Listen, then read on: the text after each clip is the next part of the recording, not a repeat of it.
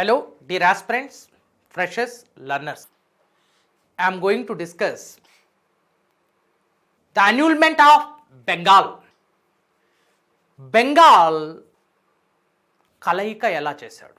East బెంగాల్ని west బెంగాల్ని ఎలా కలిపారు? East బెంగాల్ని west బెంగాల్ని 1905లో October 16న విభజించారు. రెండు భాగాలుగా, రెండు ముక్కలుగా చీల్చేశారు. దాన్ని ఏకం ఎలా చేశారు? Let us discuss the annulment of Bengal. 1911లో జార్జ్ V భారతదేశాన్ని పర్యటించాడు. భారతదేశంకి తన యొక్క సతీ సమేతంగా పర్యటించి భారతీయులకి కొన్ని వరాలు ఇచ్చారు. ఆనాడు భారతదేశంలో ఉన్న రెండు ప్రధాన పార్టీలు, ఒకటి ముస్లింలకు ప్రాతినిధ్యం వహించే ఆల్ ఇండియా ముస్లిం లీగ్ పార్టీ కాగా, మరొకటి ఇండియన్ నేషనల్ కాంగ్రెస్, భారత జాతిని ప్రాతినిధ్యం వహించే Indian National Congress party. So Indian National Congress మరియు ఆల్ ఇండియా ముస్లిం లీగ్ పార్టీకి, ఈ రెండు పార్టీలకు వారి యొక్క అభిమతాలకు అనుగుణంగా, వారి యొక్క అభీష్టం మరియు కోరికలకు అనుగుణంగా George V British emperor visited India in the year 1911. He had good command over the governance and he knows the pulse of the people of the nation of India. భారతదేశ ప్రజల యొక్క మనోభావాలు ఎలా ఉన్నాయి వాటిని కూడా గుర్తించాడు. మరి భారత యొక్క ప్రజల మనోభావాలను ప్రాతినిధ్యం వహించే, మనోభావాలని ప్రతిబింబించే రెండు పార్టీలు ఇండియన్ నేషనల్ కాంగ్రెస్కి మరియు ఆల్ ఇండియా ముస్లిం లీగ్ పార్టీకి, ఈ రెండిటికి కొన్ని కానుకలు ఇస్తున్నాడు. లెట్ us డిస్కస్ ఆ కానుకలు ఏ విధంగా ఇచ్చాడు జార్జ్ V అనేది మనం గమనించాల్సిన అవసరం ఎంతైనా ఉంది. అదేంటంటే, ఇండియన్ నేషనల్ కాంగ్రెస్ ఆకాంక్ష మేరకు బెంగాల్ విభజనను రద్దు చేశాడు. Very very important. బెంగాల్ విభజన రద్దు annulment of the partition of Bengal. Bengal విభజనను రద్దు చేస్తూ 1911లో జార్జ్ V ప్రకటన చేశాడు. Number 1. Number 2, All India Muslim League party ఆకాంక్ష మేరకు రాజధానిని కలకత్తా నుండి ఢిల్లీకి మార్చాడు. Let us discuss. ఎక్స్ప్లెనేషన్ ఇస్తున్నాను ఇక్కడ, చాలా ఇంపార్టెంట్. ఇండియన్ నేషనల్ కాంగ్రెస్ 1905 నుంచి 8 వరకు ఎందుకు పోరాడింది, ఎందుకు గలమిప్పింది? బెంగాల్ని విభజించారని, ఆ బెంగాల్ని విభజించకూడదు రైట్ అడ్డుపడుతూ, చివరికి బెంగాల్ విభజన అమల్లోకి వచ్చిన తర్వాత అక్టోబర్ 16, 1905 నుంచి స్వదేశీ ఉద్యమాన్ని చేసింది ఇండియన్ నేషనల్ కాంగ్రెస్. దేనికి వ్యతిరేకంగా? బెంగాల్ విభజనకు వ్యతిరేకంగా. మరి అలాంటి ఇండియన్ నేషనల్ కాంగ్రెస్ యొక్క మనోభావాల ప్రకారం, ఇండియన్ నేషనల్ కాంగ్రెస్ యొక్క అభిమతం ప్రకారం, వారి యొక్క ఆకాంక్షలకు అనుగుణంగా జార్జ్ V సరే, ఈ బెంగాల్ని మనం విభజించి తప్పు చేస్తాం, వీటిని కలిపేద్దాం అంటూ ఇండియన్ నేషనల్ కాంగ్రెస్ ఆకాంక్ష మేరకు బెంగాల్ విభజన రద్దును చేసి బెంగాల్ని ఏకం చేశాడు. బెంగాల్ని ఎప్పుడైతే ఏకం చేసేశాడో అప్పటికే ఆ స్వదేశీ ఉద్యమంలో హిందూ ముస్లింల మధ్య ఉన్న ప్రతిష్టను, హిందూ ముస్లింల యొక్క ప్రతిష్టను దిగజార్చే విధంగా వారిలో విభజన వాదాన్ని లార్డ్ కర్జన్ ప్రవేశపెట్టాడు. స్వదేశీ ఉద్యమంలో నాయకులు ఇక ఈ మతతత్వవాదాన్ని ప్రవేశపెట్టి హిందూ ముస్లింల యొక్క ఐక్యతను దెబ్బతీసేశారు. ఆ విధంగా హిందువులు ముస్లింలు వేరై, ముస్లింలకు ఢాకా కేంద్రంగా ఒక ముస్లిం లీగ్ పార్టీ కూడా ఏర్పడింది. ఇక వెంటనే ముస్లిం లీగ్ పార్టీ ఏమంటుంది, మాకు కలకత్తా రాజధాని అయితే వద్దు. ఎప్పుడైతే బెంగాల్ని విభజించిన బెంగాల్, ఇలా వెస్ట్ బెంగాల్ ఉంది, ఇక్కడేమో ఈస్ట్ బెంగాల్ ఉంది రైట్. ఈస్ట్ బెంగాల్కి ఢాకా రాజధానిగా ముస్లింలకు ప్రాతినిధ్యం వహిస్తూ ఆల్ ఇండియా ముస్లిం లీగ్ పార్టీ ఏర్పడింది 1906లో స్వదేశీ ఉద్యమ సందర్భంగా. ఇక వెస్ట్ బెంగాల్కి అప్పటి ఉన్న ఆ కాలంలో ఉన్న రాజధాని కలకత్తా అనేది వెస్ట్ బెంగాల్ మరియు భారతదేశం మొత్తం అదే కలకత్తా రాజధానిగా కొనసాగింది. ముస్లింలకు మాత్రం ఢాకా రాజధానిగా ప్రత్యామ్నాయ ఇండియన్ నేషనల్ కాంగ్రెస్కి ప్రత్యామ్నాయ రాజకీయం అనేది ప్రారంభమైంది ముస్లింలకు. ఎప్పుడైతే ఇండియన్ నేషనల్ కాంగ్రెస్ యొక్క ఆకాంక్ష మేరకు విభజించిన ఈ బెంగాల్ని రెండింటిని ఏకం చేసేసి విభజనను రద్దు చేశాడో జార్జ్ 5 తన ప్రకటన ద్వారా, వెంటనే ఢాకా కేంద్రంగా ముస్లింలు పార్టీని ఏర్పాటు చేసుకున్న వీరు మాకు కలకత్తా రాజధాని వద్దు, ఇక కలిపేసిన తర్వాత మళ్ళీ కలకత్తానే రాజధాని అవుతుంది, ఇక ఢాకా అనేది నిర్లక్ష్యం చేయబడుతుంది. ఇక వెంటనే ముస్లింలందరూ మాకు కలకత్తా రాజధాని వద్దు, కలకత్తాలో ఎక్కువ హిందూ ప్రజలు ఉండడం మరి బ్రాహ్మణుల యొక్క ఆధిపత్యం ఎక్కువగా ఉంది, అలాంటి చోట మాకు రాజధాని వద్దు, మాకు మా పూర్వీకులు మా యొక్క చక్రవర్తుల యొక్క రాజధాని, మా చక్రవర్తులు ఎక్కడి నుంచి అయితే పరిపాలించారో దానిని రాజధానిగా చేయండి అంటూ విన్నవించారు ముస్లిం లీగ్ పార్టీకి చెందినవారు.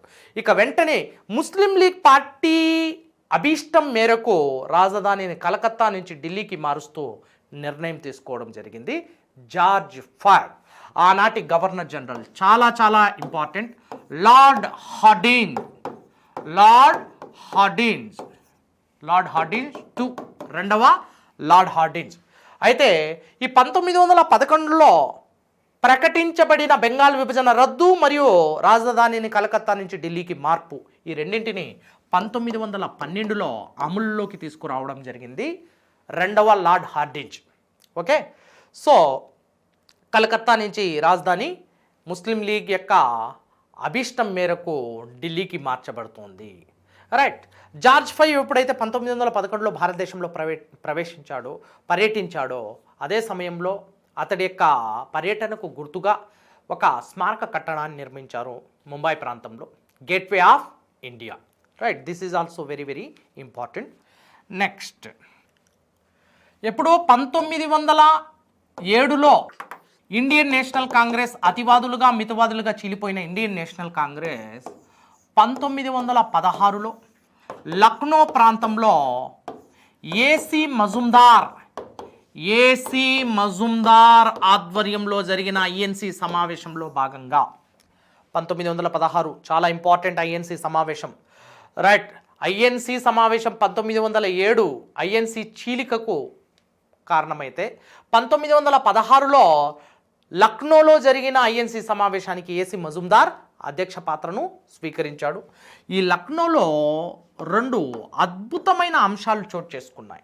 అవి ఏంటివంటే, ఒకటి లక్నో ఒప్పందం, మరొకటి లక్నో కలయిక.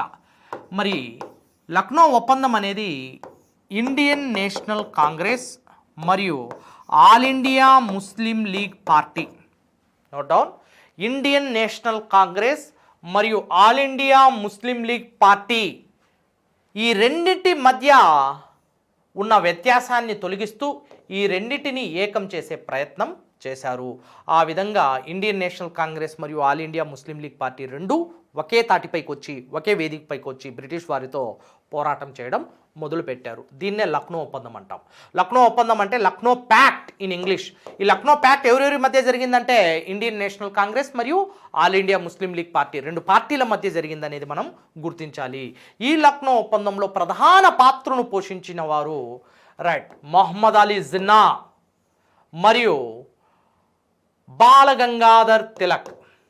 ఇండియన్ నేషనల్ కాంగ్రెస్ నుంచి బాలగంగాధర్ తిలక్ మరియు ముస్లిం లీగ్ పార్టీ నుంచి మహమ్మద్ అలీ జిన్నా, వీరిద్దరూ ప్రధాన పాత్రను కీలక భూమికను పోషించడంతో ఈ ఇండియన్ నేషనల్ కాంగ్రెస్ మరియు ఆల్ ఇండియా ముస్లిం లీగ్ పార్టీ మధ్య పొంతన కుదిరి సయోధ్య కుదిరి చివరికి ఒక అవగాహన మీద ఒప్పందం జరిగి ఇరు వర్గాలు కలుసుకొని హిందూ ముస్లింలు ఇక బ్రిటిష్ వారితో పోరాటం చేయడం మొదలుపెట్టారు.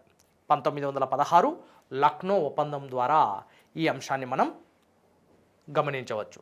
అయితే అదే లక్నో ఒప్పందంలో లక్నో సమావేశంలో లక్నో కలయిక ఒకటి జరుగుతుంది. కలయిక అంటే మెర్జర్.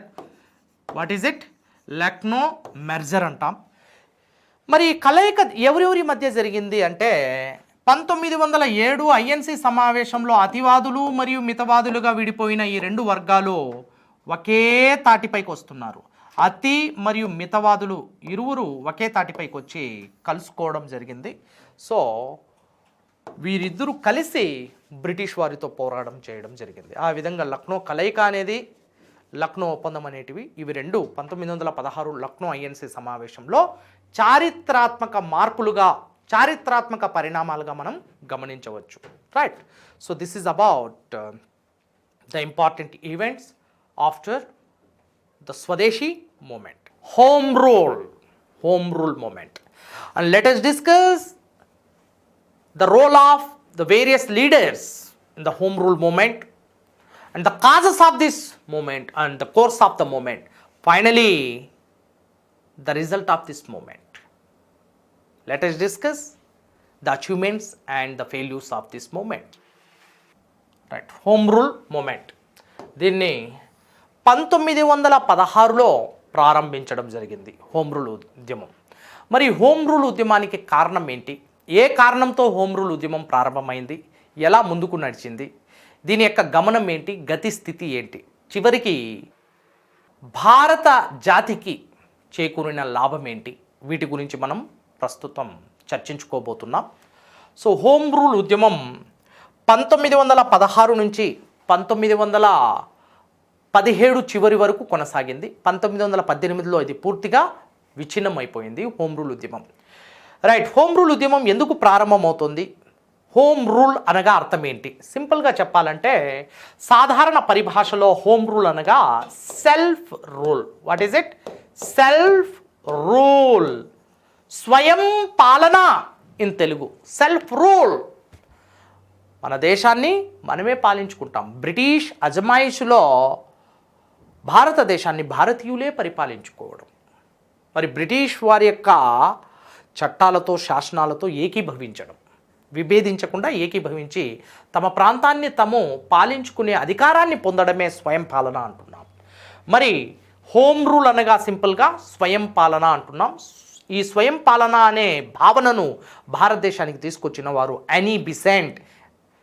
ఐర్లాండ్ ప్రాంతానికి చెందిన ఒక గొప్ప ఉక్కు మహిళగా ప్రసిద్ధి చెందిన ఈ యానీ బిసెంట్ హోమ్ రూల్ అనే భావనను భారతదేశంలో ప్రవేశపెట్టారు. మరియు భారతదేశంలో హోమ్ రూల్ లీగ్ని కూడా స్థాపించారు అఖిల భారత స్థాయిలో. మరియు బాల్ గంగాధర్ తిలక్ యానీ బిసెంట్తో చేతులు కలిపి హోమ్ రూల్ ఉద్యమాన్ని ముందుకు నడిపించడం జరిగింది. మొట్టమొదటగా ఈ హోమ్ రూల్ ఉద్యమం యొక్క కారణాలేంటి? వీటిని మనం చర్చించుకుందాం. Let us discuss the causes of home rule movement. Causes of home rule movement. Causes. Number 1, the First World War started from 1914 to then came to an end in the 1918. 1914లో ప్రారంభమైన మొట్టమొదటి ప్రపంచ యుద్ధం 14 నుంచి 1918 వరకు సాగింది. So the first world war started in the year 1914 and ended in the year 1918. ఈ మొదటి ప్రపంచ యుద్ధంలో బ్రిటిష్ వారు తలమునకలై ఉన్నారు. మరి బ్రిటిష్ వారిపై ఇప్పుడే రాజకీయ ఒత్తిడి తీసుకొచ్చి ఇదే సమయంలో భారతీయులకు స్వయం పాలన అందిద్దామన్న దృఢమైన లక్ష్యంతో యానీ బిసెంట్ హోమ్ రూల్ ఉద్యమం అనే భావనని తీసుకొచ్చారు. హోమ్ రూల్ లీగ్ అనే భావనని తీసుకొచ్చారు. స్వయం పాలన దిశగా భారతదేశంలో అడుగులు వేయడానికి అదే సమయంలో మొదటి ప్రపంచ యుద్ధంలో బ్రిటిష్ వారు తలమలుకలై ఉన్నప్పుడు ఇక బ్రిటిష్ వారిపై మరింత ఒత్తిడిని పెంచి ఇదే సమయంలో ఆస్ట్రేలియా, కెనడా మరియు న్యూజిలాండ్ తరహాలో నిర్వహించబడుతున్న స్వయం పాలన దిశగా భారతదేశంలో అడుగులు వేయాలంటూ యానీ బిసెంట్ ప్రారంభించడం జరిగింది. ఫస్ట్ రీజన్లో, మొట్టమొదటి కారణంలో మొదటి ప్రపంచ యుద్ధంలో బ్రిటిష్ వారు తలమణుకులై ఉండి బ్రిటిష్ వారిపై మరింత ఒత్తిడి పెంచి స్వయం పాలనను సాధించడమే యానీ బిసెంట్ యొక్క లక్ష్యం. Number 1. Next number 2, this is also very important. అప్పటికే ఆస్ట్రేలియా, కెనడా,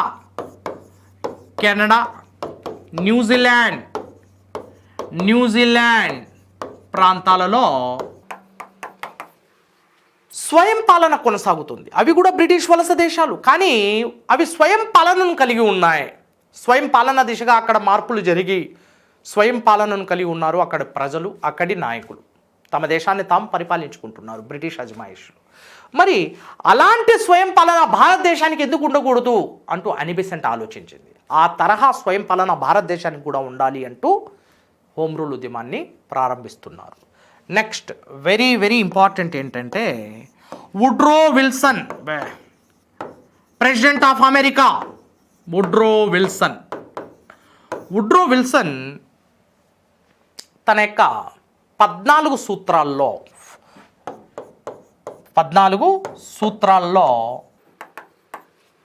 స్వయం ప్రతిపత్తి, స్వయం పాలన, మానవ హక్కులు ఇలాంటివన్నీ అంశాలను సవివరంగా తెలియజేయడం జరిగింది వుడ్రో విల్సన్, అమెరికా అధ్యక్షుడు.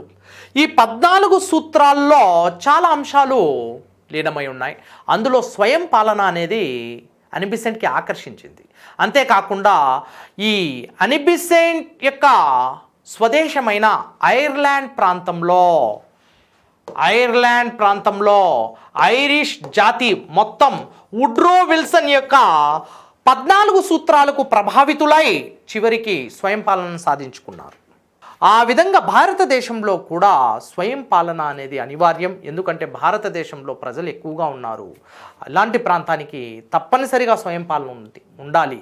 తక్కువ ప్రజలున్న ఐర్లాండ్ లాంటి దేశాలే, స్కాండినేవియన్ కంట్రీస్ స్వయం పాలన దిశగా అడుగులు వేస్తుంటే మరి భారతదేశం ఎందుకు ఉండకూడదు స్వయం పాలన అంటూ అనీ బెసెంట్ పోరాటం మొదలుపెట్టింది. ఇక 4వది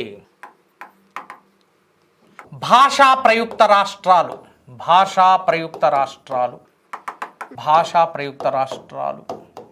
నెక్స్ట్ స్వదేశీ విద్య, భాషా ప్రయుక్త రాష్ట్రాలు మరియు స్వదేశీ విద్య. Let us discuss here. భారతదేశంలో భాషా ప్రయుక్త రాష్ట్రాలను ఏర్పాటు చేయాలి. భారతదేశంలో ప్రాంతీయ భాషల్ని ఆధారంగా చేసుకొని ఆయా భాషలు మాట్లాడే వారికి ఒక రాష్ట్రంగా ఏర్పాటు చేయాలి.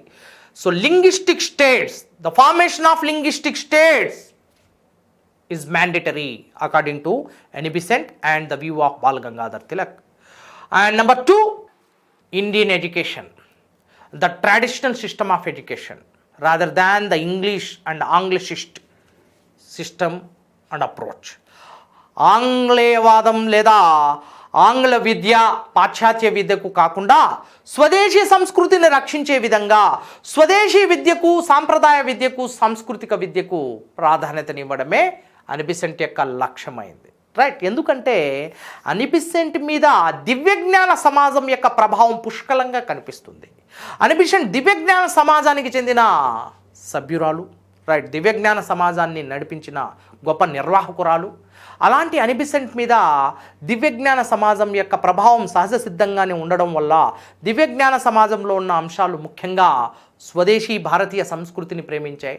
స్వదేశీ సంస్కృతి, స్వదేశీ నాగరికత మరియు ప్రాచీన సాంప్రదాయాలు, సిద్ధాంతాలు, ప్రాచీన విద్య, తత్వము, వాటి గురించి, వాటి మూలాల గురించి అధ్యయనం చేయడమే దివ్యజ్ఞాన సమాజం యొక్క ప్రధాన లక్ష్యమైంది. అలాంటప్పుడు విదేశీ విద్యను దివ్యజ్ఞాన సమాజం ఎక్కడ కూడా ప్రోత్సాహం ఇవ్వదు.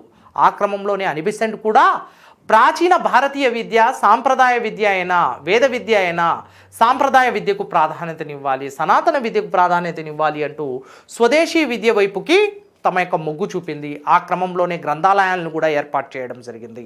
స్వదేశీ అంటే ప్రాచీన భారతీయ విద్య ఎలా ఉంది ఏంటి దాన్ని స్టడీ చేస్తూ రైట్ ఆంగ్లంలో ఎన్నో గ్రంథాలను రచించి ఆ భారతీయ ప్రాచీన సంస్కృతిని ప్రతిబింబించింది అనీ బెసెంట్. అదేవిధంగా గ్రంథాలయాలను కూడా ఏర్పాటు చేసింది. Let us discuss elaborately here. ఇవి కారణాలు. మరి ఈ ఉద్యమాన్ని ఎలా తీసుకువెళ్ళారు అనేది మన ముందున్న పెద్ద సవాలు. ఫస్ట్ బాల గంగాధర్ తిలక్ మొట్టమొదటిసారిగా హోమ్ రూల్ ఉద్యమాన్ని, హోమ్ రూల్ లీగ్ని స్థాపించిన వారు బాల గంగాధర్ తిలకమ్మ. హోమ్ రూల్ అనే భావనను అనీ బెసెంట్ తీసుకొచ్చినప్పటికీ తొలిసారిగా హోమ్ రూల్ లీగ్ని 1916 ఏప్రిల్లో స్థాపించాడు. రైట్. బాంబే ప్రావిన్స్ అంటే మహారాష్ట్ర ఒక బాంబే మినహా ఈ బాంబే ప్రావిన్స్ మొత్తం కొనసాగింది. కర్ణాటక.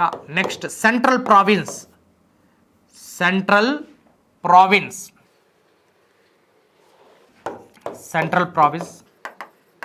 మరియు బీరార్ ప్రాంతంలో ఈ హోమ్ రూల్ ఉద్యమ భావాజాలాలను బాలగంగాధర్ తిలక్ ప్రచారం చేశాడు. హోమ్ రూల్ ఉద్యమ భావాజాలాల్లో ముఖ్యంగా స్వదేశీ విద్యకు ప్రాధాన్యతనిస్తూ మాతృభాషకు మరియు మాతృభాషలో విద్యను నిర్వహించాలంటూ సాంప్రదాయ విద్యకు పెద్దపీట వేస్తూ భాషా ప్రయుక్త రాష్ట్రాలకు ప్రధాన ప్రాధాన్యతను సంతరించుకునే విధంగా బాలగంగాధర్ తిలక్ బాంబే ప్రాంతంలో, కర్ణాటక ప్రాంతంలో, అదేవిధంగా సెంట్రల్ ప్రావిన్స్లో మరియు మహారాష్ట్రలో ఉంటుంది, బీరార్ ప్రాంతంలో దీన్ని ప్రారంభించడం జరిగింది. ముఖ్యంగా మనం గమనిద్దాం ఇక్కడ ఈ హోమ్ రూల్ ఉద్యమ ఛాయలు ఏ విధంగా ప్రారంభమయ్యాయి, మరి ముఖ్యంగా హోమ్ రూల్ లీగ్ని బాలగంగాధర్ తిలక్ ఎవరి ఆధ్వర్యంలో నడిపించారంటే జోసెఫ్ బాప్టిస్టా